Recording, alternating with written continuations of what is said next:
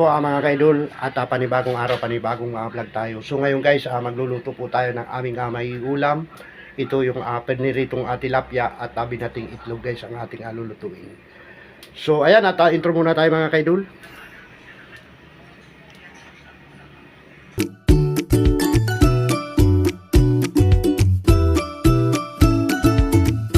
Ito na guys, at nakahanda na yung aking mahiwagang kawali at lalagyan po natin ng mantika muna. Ayan. 10 pisong mantika na binili ko dito sa tindahan ng pamangkin ng misis ko. Ayan, at nilagay na po natin. Uunahin po natin iprito yung 4 na pirasong tilapia na galing kay Manong Gis Vlog. Mga kaidol, at simpleng ulam lamang ang lulutuin natin ngayon. Ito ay napakadali. Ito ay ang pagpipirito lamang, no? So painitin ko muna guys yung kawali para pagka nilagay natin tong tilapia ay suwabing-suwabi ang hindi didikit ang mga kaidol kasi pagka malamig yan ay didikit. Ito po yung guys, tilapia 4 na piraso at ito ay libre lamang, no? Binigay ni Manong Gis Vlog pagka siya po ay namamaril. Ito naman guys, 5 pirasong itlog na basag. Nabili ko ito ng 20 pesos lamang. Ayan. Gumastos po tayo dito ng 20 pesos, 5 itlog na basag. At isang magic sarap na 4 pesos, bali 29 pesos. 39 pesos ang ating gastos ngayon kasi yung mantika ay 10 pesos ang mga kaidol, no? Ayan. At ito guys, may sinaing na at mayroon din yan okra guys na aking napitas sa aking mga tanim. So ayan, at umpisa na natin guys, tingnan natin to kung mainit na ba yung kawali, no? Ayan. Unahin natin prituhin itong tilapia. Wow.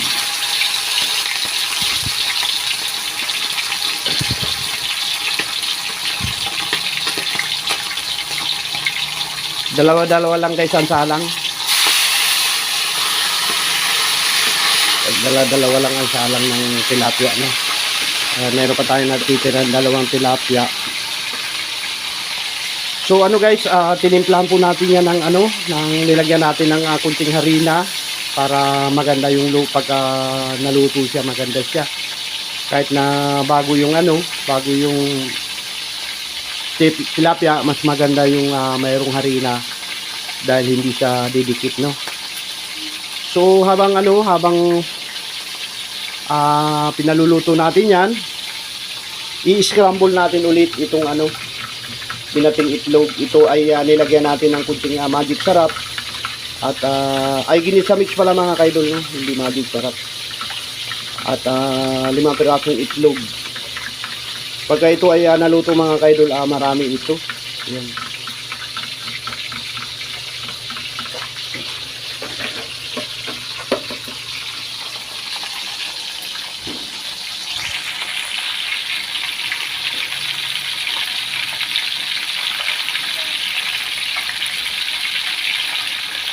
Paano ba guys malalaman kung ang pinipirito ay ito ay luto na? So ito guys ay nagkapahiwatig na ito ay pumuputok-putok at minsan naman ay nangangamoy, no? At pagka pumutok-putok na yan at pudyat ng gusto na siyang pabaliktad.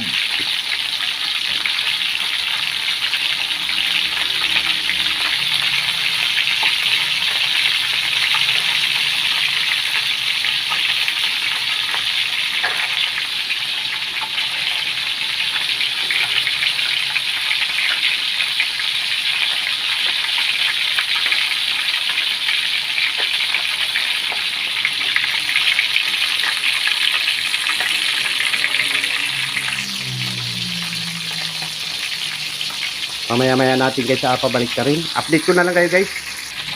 So yan guys, at balik ka rin na natin.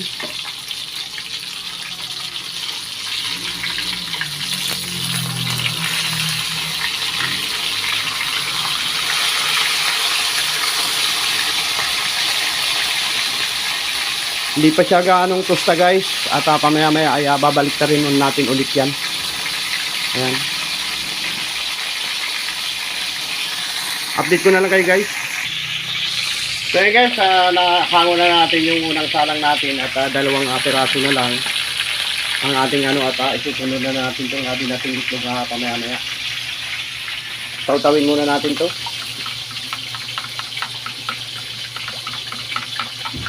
Para scramble na talaga itong itlog na binati. Yan.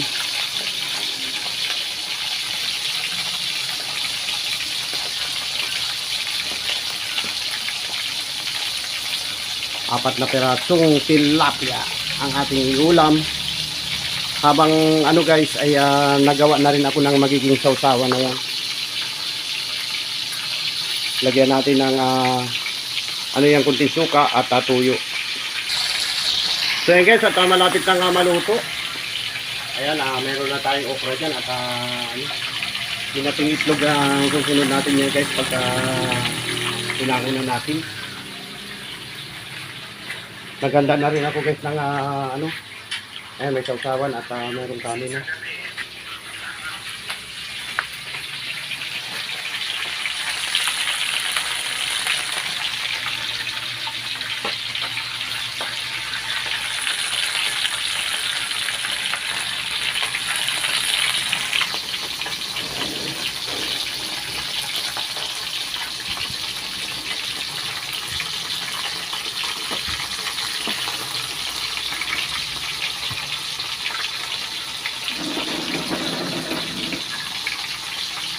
Siguradong magandang pagkakaprito nito guys.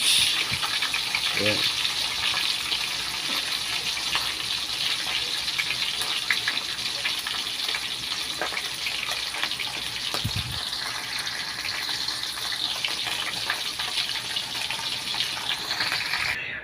So nahango na natin guys yung tilapia. Ayan. At kumakain na rin si misis ko. At pipirituin ko lang itong nating itlog guys. Kalat natin mabuti yung ano. Salang na natin yung nating itlog. Yan. Wow.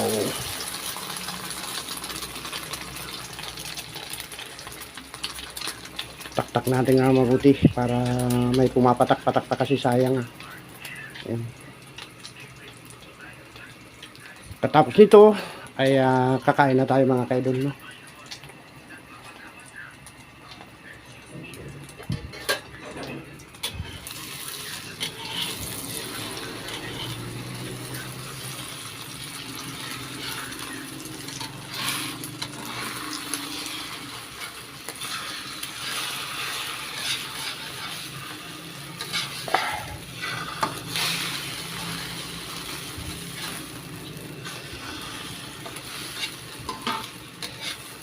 Sinubukan ko minsan ito guys, nilagyan ko ng harina yung aking nilutong binating itlog, parang ano, tumigas siya. Pero ngayon hindi na natin nilagyan ng ano, harina kasi masarap din naman guys, pero ibang lasa pagka mayroong harina. Dapat talaga natural na puro na itlog ang ano lang natin guys.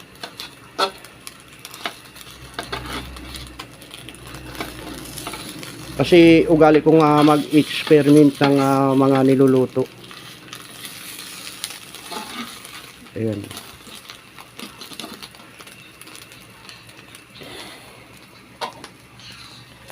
Hanguin na natin yan guys at ayan ang luto na. So hanggang dito na lang ang aking pagluluto. Ayan at kainan na. Chibuga na. Bye-bye na po. Ito guys, kain na po tayo. Ayan, dito na tayo kumain sa may barbershop. A few moments later. Chibuga na tayo mga kaidol.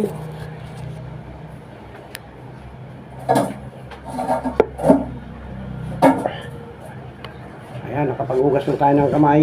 Ang nasa kabila ay ano, binating itlog guys at sausawan natin nandito na.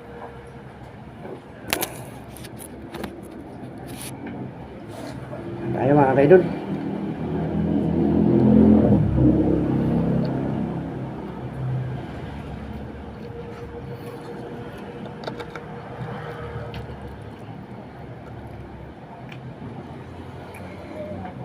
Umusok-usok pa at tilapia nito.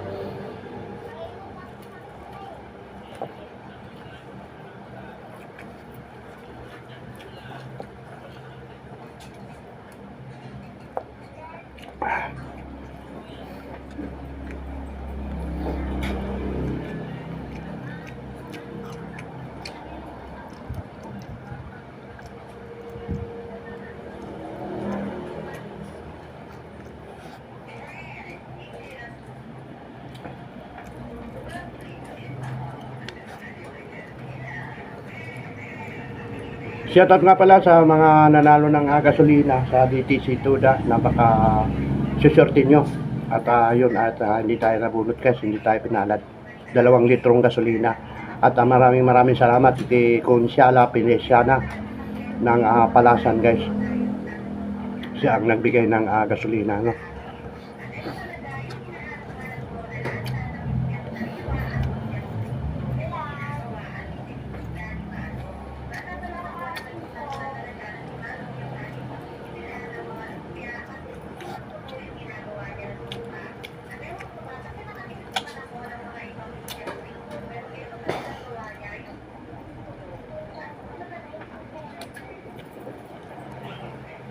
Napakataas ngayon ng gasolina, guys.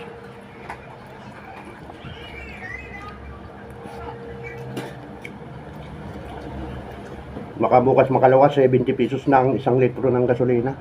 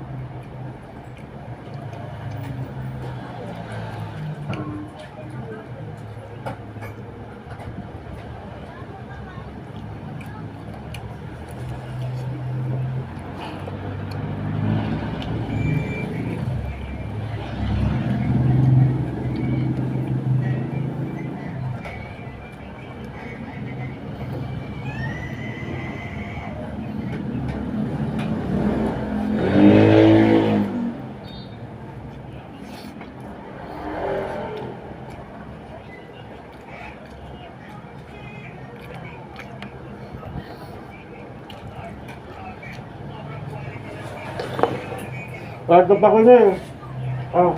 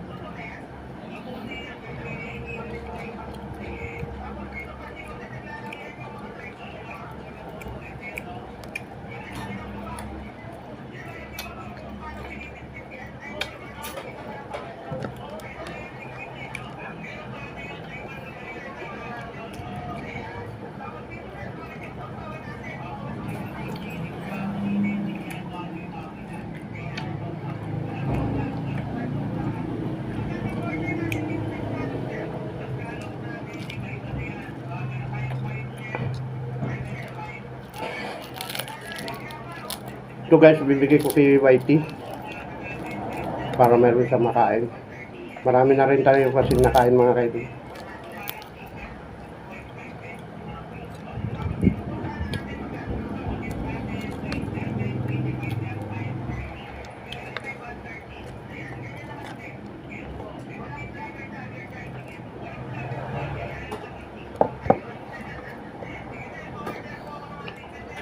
So paano mga kaidol, hanggang dito na lang ang aking vlog. Maraming salamat sa mga manunod ko at manunod pa. Bye-bye na po.